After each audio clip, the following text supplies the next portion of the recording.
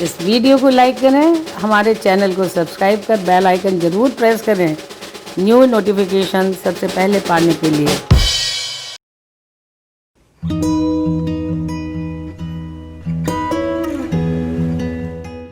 आपकी पर्सनालिटी तो हमेशा बहुत क्रांतिकारी रही है। आप जिस विभाग में थे, मैंने सुना है कि वहीं पे आपने अपने डायरेक्टर के खिलाफ लिख दिया और उसका एज ए पनिशमेंट आपको शायद सर्विस में 2 साल पीछे उन लोगों ने किया। क्या कहानी है? हाँ, उसमें देखिए ऐसा है कि मैं साहित्यकार हूँ। जिस तरह से व्यवहार में होता क्या है, सरकारी नौकरी में मैंने हवा पे 29 वर्ष जो एक पुस्तक मैंने लिखी रेडियो की नौकरी पर, जिसको मैंने कहा है कि आकाशवाणी की अंतःपुर गाथा, तो उसमें मैंने विवरण दिया है। होता क्या है सरकारी तंत्र में कि आपसे जो ऊपर के अफसर हैं, अगर नीचे वाला प्रतिभावान हुआ उससे ज़्यादा, तो वो बर्दाश्त नहीं करते हैं, वो चिढ़ जाते हैं। Excellence is not appreciated. हाँ, तो वो चाहते हैं किसी तरह से इसको डिमोरलाइज किया जाए। तो वो भी मुझे करने की कोशिश की गई, और मैं थोड़ा हमेशा एक किसान का बेटा था। मैंने सोचा घर में खेती बाड़ी है, एक हाथ में पर्सनालिटी, हाँ, एक हाथ में रिजिग्नेशन लेके चलता था। तो ऐसा है कि मेरा सिद्धांत रहा है कि उत्तम काम करो, किसी से मत डरो। तो मैं वही करता था। बेस्ट ऑफ द प्रोडक्ट जो मेरी हो सकती थी, मैंने वो अपना सबसे बेहतर उत्पादन आकाशवाणी को दिया। लेकिन तब भी कुछ अफसर थे जो मुझसे खार खाए हुए थे, उल्टा सीधा बात करते थे, गलत काम करने के लिए कहते थे जो मैं नहीं करता था। मैं आपको बताऊं कि जब मैं यहाँ डायरेक्टर ऑफ प्रोग्राम होकर दिल्ली आया जी, तो प्रोग्राम में देखता डायरेक्टर ऑफ प्रोग्राम ही था। तो डायरेक्टर जनरल ने एक आदमी को, अपने कोई मित्र होंगे, बुला करके उसको जितना फीस था एक टॉकर का, उस समय 6000 था, उन्होंने 12000 की एक फाइल मेरे पास भेज दी। क्योंकि प्रोग्राम का था, तो जब तक डायरेक्टर ऑफ प्रोग्राम वहाँ से भेजता नहीं तो वो रिक्रूटमेंट तो हम ही करते, उनको अप्रूव करना था। तो उन्होंने भेज दिया। मैंने फाइल पर ही लिख दिया कि एक टॉकर को एक टॉक के लिए 12000 नहीं दिया जा सकता है। अनीम था फाइल, ये सब चल रहा था। उनके पास गया, उन्होंने मुझे बुलाया, मैं उनके कमरे में हाजिर हुआ, टॉकर भी बैठे हुए थे। तो उन्होंने कहा कि मैं डायरेक्टर जनरल हूँ, क्या एक आदमी को 12000 रुपया भी नहीं दे सकता हूँ? जी। मैंने कहा नहीं, आप 36000 दे सकते हैं, मगर क्या मगर? मैंने कहा 4 प्रोग्राम आप इनको 4 प्रोग्राम अलाउड कर दीजिए हर महीने के लिए, मैं आपको लिख देता हूँ, लेकिन एक प्रोग्राम में 12000 नहीं दूंगा। तो ये क्योंकि रेट फिक्स है। तो मैं कानून के मुताबिक चलता था। मैं हमेशा कहता था कि मेरा बॉस संविधान है, सर्विस रूल है, और अंतिम बॉस प्रेसिडेंट है।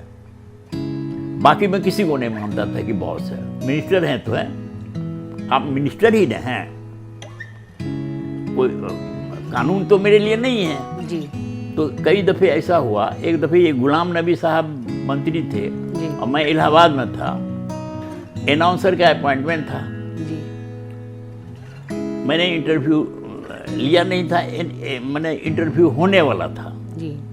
मैं अपने चैम्बर में बैठा हुआ था, ड्यूटी रूम वहाँ से दूर था, उसमें मैं मोबाइल फ़ोन नहीं था जी। तो मैं ये घटना बता रहा हूँ 83-84 की। तो ड्यूटी रूम से आया कि मिनिस्टर साहब का टेलीफोन आया हुआ। मैं गया हुआ, उनके पीए ने कहा कि आप डायरेक्टर गंगाधर बोल रहे हैं? हम के जी। हाँ जी। तो मिनिस्टर साहब बात करेंगे। मिनिस्टर साहब को उन्होंने थमा दिया। मिनिस्टर साहब ने कश्मीरी हिंदी में उन्होंने कहा, गुलाम नबी आज़ाद ने, कि 3 नाम नोट कर लो, सुना तुम्हारे यहाँ अनाउंसर का अपॉइंटमेंट है, इसमें कम से कम 2 तो कर ही देना। हमने नाम नोट कर लिया। अब मुझे लगा कि भाई नाम तो नोट करा दिया मिनिस्टर ने, अभी जो उसका जो इंटरव्यू होता था उसमें मैं नहीं बैठता था, मेरे जूनियर जो होते थे program executive assistant station director, ये लोग बैठते थे, फाइनल करके लाते थे, मुझको सुना देते थे, मैं उसको अप्रूव कर देता था। मैं बैठता नहीं था उस बोर्ड में। उस दिन मैं बैठ गया और तीनों को तेरों जैसे फटा बांस की आवाज़ है ना, उसी तरह की आवाज़ थी, मैंने तीनों को फेल कर दिया। क्योंकि मैं उसको पास कर नहीं सकता था, अनाउंसर का सवाल था, आवाज़ अच्छी नहीं थी तो मैं कैसे पास करता उसको। और मैंने शाम में जब ख़त्म हो गई चीज़ तो 5-6 बजे जब दफ्तर ख़त्म हो रहा था तो मैंने सोचा कि मैं डायरेक्टर जनरल को कह दूँ। SS वर्मा IAS उस समय डायरेक्टर जनरल थे। मैंने उनको टेलीफोन किया, कहा सर ऐसी ऐसी बात है, मिनिस्टर साहब ने कहा था, लेकिन वो आवाज़ तो अच्छी नहीं थी, मैंने पास नहीं किया उसको। वो IAS तो बड़े डिप्लोमेट होते हैं। उन्होंने कहा Gangadhar, where I stand between you and your minister. Your minister has told you directly, you deal the minister directly. Telephone रख दिया। हमने कहा मैं ये कर ही लेता हूँ। हमने नबी साहब को टेलीफोन किया, हमने सोचा PA को कह दूँ। PA ने जैसे मेरा नाम सुना कहा कि मिनिस्टर साहब को देना है, उन्होंने फटाक से कनेक्शन मिनिस्टर साहब को दे दिया। नबी साहब ने कहा हाँ बोलो गंगाधर। हमने कहा सर आपकी इज्जत के खातिर मैंने तीनों को फेल कर दिया, कोई पास करने लायक नहीं था। कहा मेरी इज्जत? हम कहे सर आपने जब मुझको टेलीफोन किया तो ड्यूटी रूम में टेलीफोन गया था, वहाँ 5-7 आदमी थे, पूरे इलाहाबाद, छोटा सा शहर है, पूरे इलाहाबाद में बात फैल गई कि मिनिस्टर साहब ने पैरवी की है। तो ये तो अनाउंसर का सवाल था ना, अगर कोई मोटर ड्राइवर होता तो मैं बहाल कर लेता, बाद में ट्रेन करता, क्लर्क का भी होता तो मैं बहाल कर लेता, बाद में ट्रेन करता, लेकिन आवाज़ को मैं क्या करूं सर? तो इज्जत तो आपकी खराब होती। उन्होंने चुप लगा करके कहा अच्छा ठीक है, तुम दिल्ली आना तो जरूर मुझसे मिलना। दिल्ली आते हो ना? हम कहा सर महीना 1.5 महीना में तो जरूर आते हैं, एक प्रोग्राम मीटिंग होती है तो जनरल जी के यहाँ आते जाते हैं, तो अगली दफ़ा आओ मिलना। अगली दफ़े मिलने के लिए गया। हमने सोचा ये वाटरलू भी लड़ील है, देखें क्या होता है। मैं वहाँ पहुँचा, वो ड्राइंग रूम में बैठे हुए थे, 5-7 आदमी था वहाँ। मेरा नाम सुने, हम जैसे कमरे में गए, ये मैं नबी साहब की बहुत इज्जत करता हूँ, वो उठ के खड़े हुए, मुझे गले लगाया, और जो वहाँ 3-4 आदमी था उन लोगों को कहा कि आप जानते हैं एक छोटा सा अफसर है, सरकारी अफसर है, इसने मुझको महसूस करा दिया कि सरकार इसकी है मेरी नहीं है। वाह क्या बात। बैठो गंगाधर, चाय पियो, मैं तुमसे खुश हूं, नाराज नहीं हूं। ये उनकी उदारता है। हाँ, ये गुलाम नबी साहब की। हाँ, कि बड़े नफीस हैं वो। हाँ नहीं ये देखो, ये हुआ कि एक तो राजनीतिक लोग होते हैं ना, वो बड़े फ्लक्चुएट वाले होते हैं, ऊपर नीचे होने में उनको कोई देर नहीं लगती है। दूसरी बात है कि वो अच्छे इंसान थे, उन्होंने बातों को समझा अच्छी तरह से। वैसे दूसरे मिनिस्टर होते झक्की होते ना, तो वो उल्टा सीधा करते या ज़्यादा क्या करते, हमको इलाहाबाद से बदल करके लखनऊ भेज देते या कहीं भेज देते। तो मैं तो कुछ भी डिस्टर्ब कर सकते थे। हाँ, लेकिन उन्होंने उदारता के साथ बात को समझा। बात समझ में उनकी आ गई और उन्होंने इसको अच्छी तरह से ली। तो इस तरह से देखिए, मैं मिनिस्टर की बात नहीं मानता था, गलत बात है। सही काम मैं किसी के लिए भी करने के लिए तैयार रहता था। मतलब आपको उदंड कहा जाए, बेखौफ कहा जाए? उदंड नहीं कहा, क्या कहा जाए आपको, कि आप बेखौफ हैं? बेखौफ कहिए, बेखौफ कहिए कि कोई परवाह नहीं। हाँ, कोई परवाह नहीं। मैंने कहा ना कि मैं मानता उत्तम काम करो, किसी से मत डरो, काम करने में कोताही मत करो, 2 नंबर का काम मत करो। काम में मैं झिझकता नहीं था। ऐसा हुआ था कि जब यहाँ मैं विदेश प्रसारण सेवा में था तो मैंने एक प्रस्ताव कर दिया कि अरेबियन कंट्रीज जो है वो BBC सुनते हैं,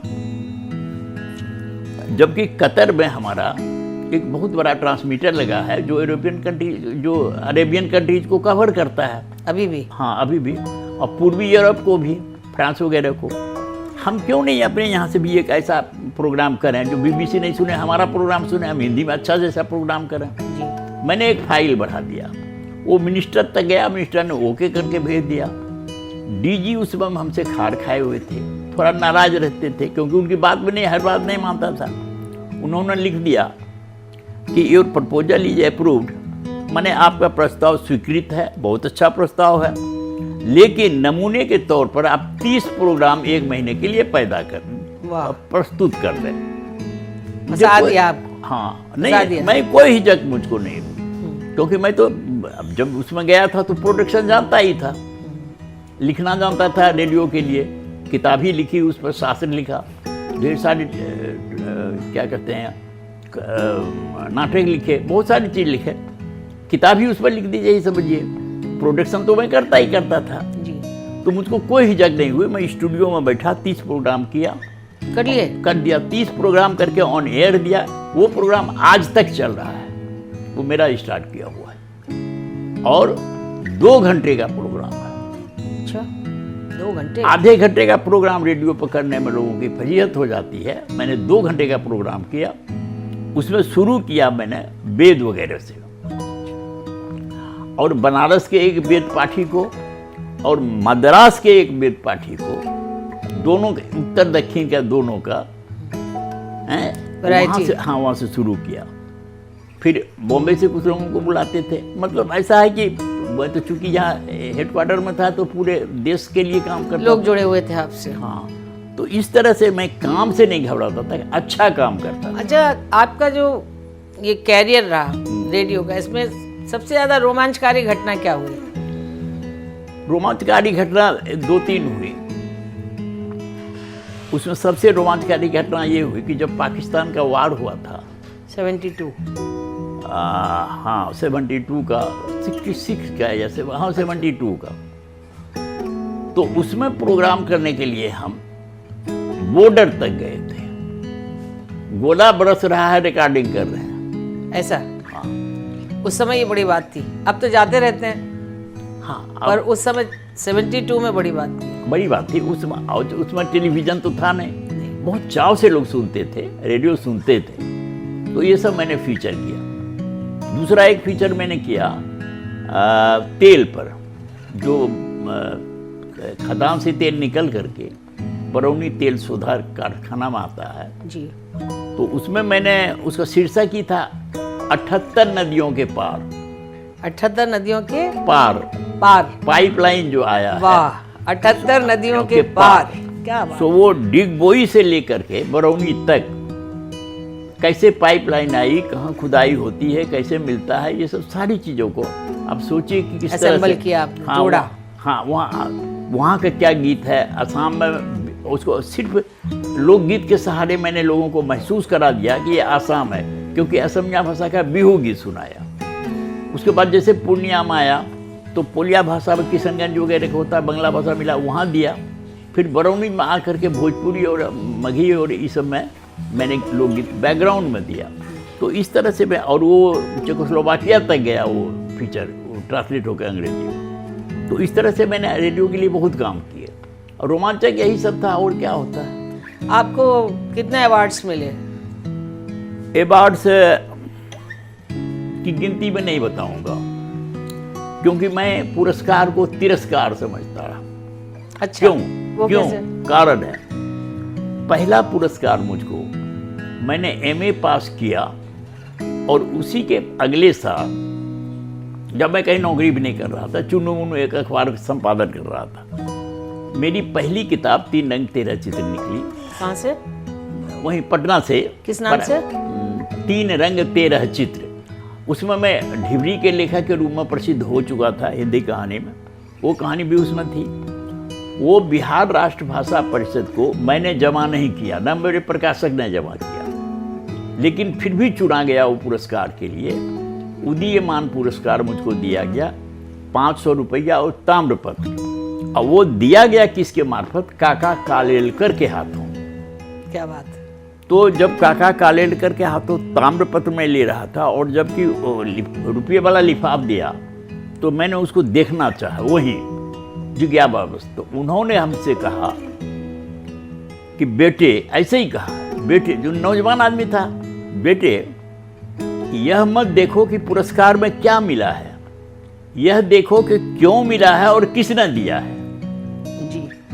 उसके बाद से जो काफ़ी पुरस्कार कई जगह से मिले मुझको, बिहार सरकार से भी मिले, तो ढेर जगह से सम्मान तो आपका बहुत हुआ। हाँ, देश भर में। हाँ, लेकिन मैं इसलिए नहीं कि तब मुझको पता चला, उसके बाद मैंने देखा कि पुरस्कार के लोग किताब सबमिट करते हैं, बायोडाटा अपना देते हैं, पैरवी करते हैं, तो ये पुरस्कार क्या हुआ? दूसरी बात क्या है कि मैं एक उदाहरण दिया कि गांव का एक गरीब आदमी अपनी भैंस का दूध पीता है, दंड बैठक करता है और पहलवान हो जाता है। गांव में मेला लगता है, वो मेला में जाकर के कुश्ती लड़ता है और उस गांव का जो जमींदार है वो उसकी पीठ ठोंकता है और सब जगह हल्ला होता है कि तो फला आदमी का पहलवान है। तो मैं पुरस्कार लेकर फला का पहलवान बनना नहीं चाहता हूँ। अरे भाई, मैंने मेहनत की, किताब लिखी, मेरे पाठक पहलवान है। सबसे बड़ा पुरस्कार मेरा जो मिला, एक कहानी पर सीतापुर से एक पोस्ट कार्ड मिला जिसको मैंने जुगा के रखा है। उसमें 2 लाइन है सिर्फ। जनाब मधुकर, मैंने आपकी ये कहानी पढ़ी, कमाल लिखते हो यार। क्या बात है। वस्त्र भंडार का एक मुसलमान था, कपड़ा बेचता है, पर उसकी अब बड़ी मुश्किल से हिंदी लिखवाया था।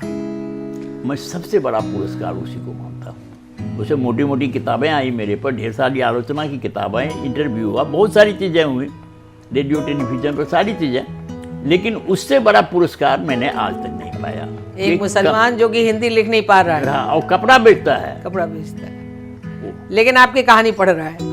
मेरी कहानी पढ़ के उसने यही भाषा है उसकी, कमाल लिखते हो यार। वाह। तो ये बड़ा यही चीज, लेखक जो लिखता है इसी के लिए लिखता है। और आजकल तो पुरस्कार के लिए ऐसा है, ये जो पद्म पुरस्कार है, इसकी मैं एक कहानी सुना दूं। जब मैं रेडियो में था तो डिपार्टमेंट से भी जाता है नाम, पुरस्कार के लिए मिलता है। तो मैंने अलका पाठक से पूछा, बायोडाटा क्या करेंगी जी? तो पद्म पुरस्कार के लिए आपका नाम नॉमिनेट किया जाएगा यहाँ से। तो मैंने पूछा पुरस्कार कौन देगा?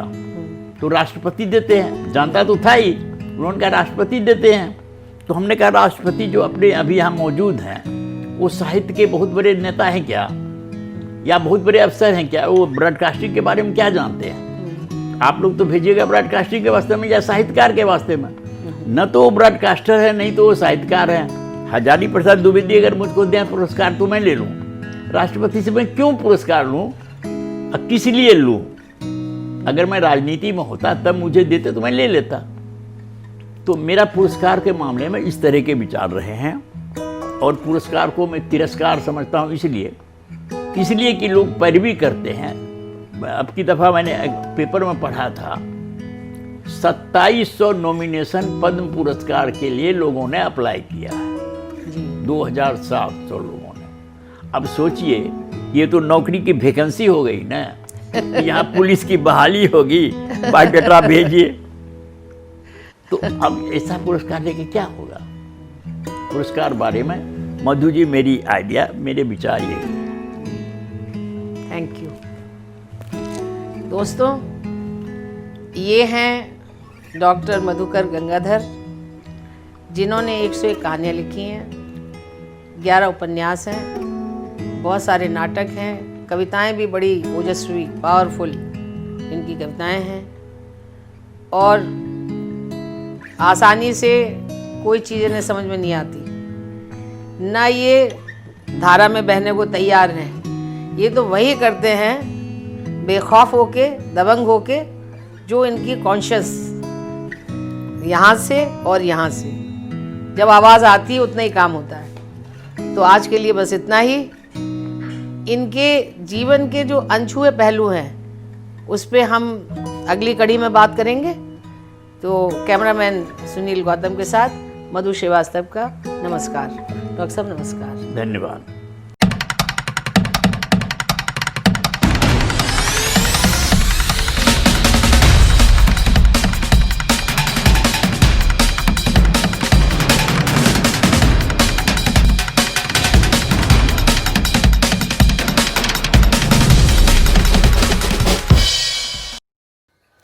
इस वीडियो को लाइक करें, हमारे चैनल को सब्सक्राइब कर बेल आइकन ज़रूर प्रेस करें, न्यू नोटिफिकेशन सबसे पहले पाने के लिए